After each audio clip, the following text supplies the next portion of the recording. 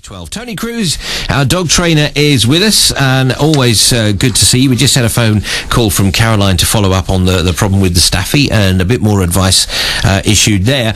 Don't forget 01702 45 50 60 if you'd like some advice about a problem that you've got with your particular dog. Then do give us a call and we will see if Tony can sort it out for you. Now, Tony, obviously you get to see all sorts of problems with various dogs. This one here that's an interesting one. Sally's just got a puppy called Deefa, I think it is. What she wants to know is, when can she start training, and how can she find a good dog training class? Oh, that's a good question. Basically, the answer regarding the puppy is never too young to start training a puppy. You can start off at home. You haven't got to get the puppy out and about too early, specifically if it's not had its injections yet. But you can start injecting. You can start training the dog at home. What I recommend with a puppy is use the puppy's food. So hand feeding is very, very important with a puppy, because what you're doing every time you hand feed the puppy, you're showing the puppy that hand is a good thing. It's not something that's going to come along and take something away from that puppy. So just hand feeding is a good idea. It increases the bond between the owner and the puppy, and again that owner then becomes a good thing to that puppy. So home training is a nice way of doing it. No pressure. I wouldn't put any pressure on a puppy, a new puppy.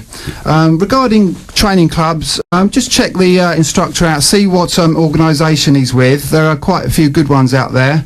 The Association of Pet Dog Trainers is a good one. The Institute of Modern Dog Trainers is a good one. But these sort of organisations have a code of practice. So just have a little read of their code of practice. Is it something that you want to take your dog to? Once you've had a look at their code of practice, just pop along. Don't take your dog along, but just pop along. Obviously, give them a ring beforehand to let them know. And if they're a good dog training club, they'll say, yeah, fine, come along and have a look. And what you're going to be looking for is just have a little look at the other dogs in the class. Do the dogs look happy? Do they look a little bit stressed? Do they look overstressed? What sort of equipment is being used in class? Is it sort of choke chains? Are there been some harsh methods used, so the dog's being sort of checked? And also, is it working? Is what they're being taught, does it look like it's working? Once you've looked at the dogs, have a look at the people as well, because after all, we are teaching people. Yeah. So are the people happy? Are they smiling? Are they having fun? Do the people look stressed? Because as a dog trainer, I'm addressing people. I don't want to make them feel insignificant. I want to make them feel great about their dog, and I want to help them learn with their dog so they can take away what they've learnt at the club and use it at home. So take all of this in, the environment where they're being trained, and then have a word with the trainer afterwards, perhaps. And if you like what you see, sign up.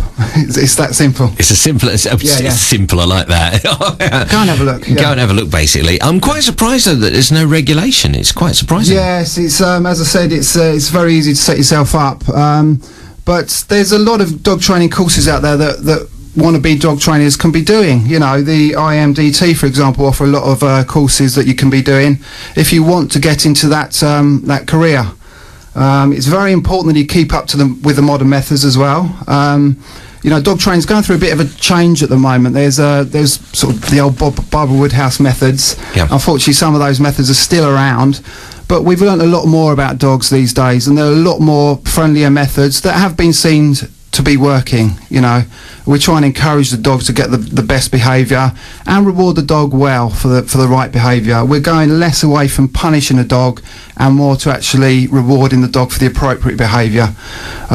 So yeah, there's dog trainers out there that perhaps still using the same methods that were around 40 years ago. Yeah. And there's still dog trainers out there that have been training 40 years ago and haven't moved on. Yeah, so things have moved on, haven't they? They certainly have, yeah. It's all good now, and generally I would say most things are getting better.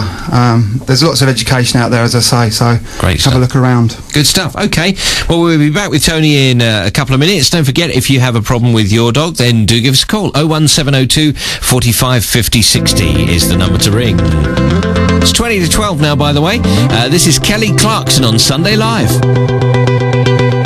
You know the bed feels warmer, sleeping here alone.